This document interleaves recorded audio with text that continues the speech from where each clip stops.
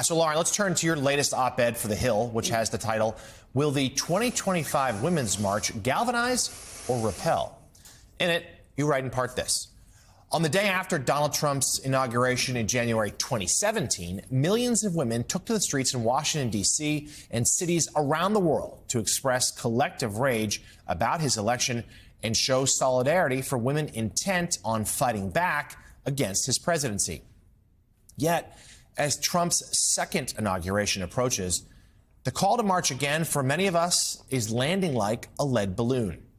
This time, leaders and potential marchers recognize their goals could be better served by taking time to consider new ways of political organizing, more inclusive outreach, strategy, and reflection that seems imperative if Democrats are to regain their majorities in future elections.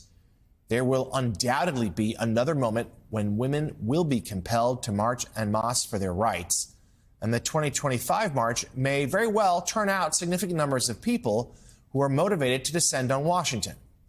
But given the reticence of so many women leaders right now, it might instead be a good time to take a pause to think, plan, and regroup for what will be the lifetime of activism and advocacy required to achieve the more perfect union so many women yearn to see." So, Lauren, it has been striking, the lack of protest movements to this point. You mentioned the reluctance that at least some women have about another women's march. Tell us a little more as to why you think that is and what else that could be done instead.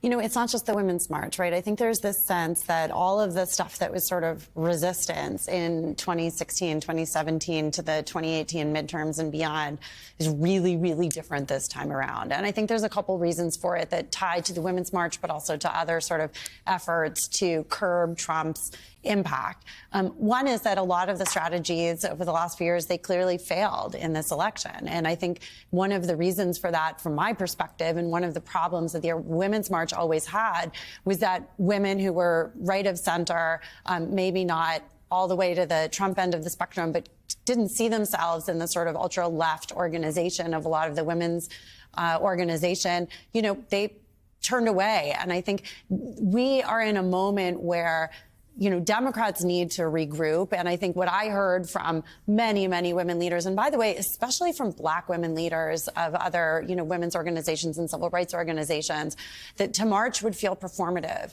that the time right now is really to do the work and to really like start thinking about what did we do wrong and like what's the strategy to get more people into the tent, to really think about how to be more inclusive. I'll just say one last thing. One of the problems with the Women's March from the beginning was that it, you know, had a lot of, you know, very left-leaning, you know, politics that were problematic for a lot of folks. If you go to their website today, there's literally 18 items on the platform list. Like, this is not a moment where people are going to agree on, you know, a laundry list of stuff like that. So I think it's time to rethink these things. Well, there definitely has been a vibe shift in what people are interested in and what their priorities are right now, as seen, as reflected in the vote. And when you have working class voters literally realigning with the Republican Party, it is a time for reflection on the part of activists.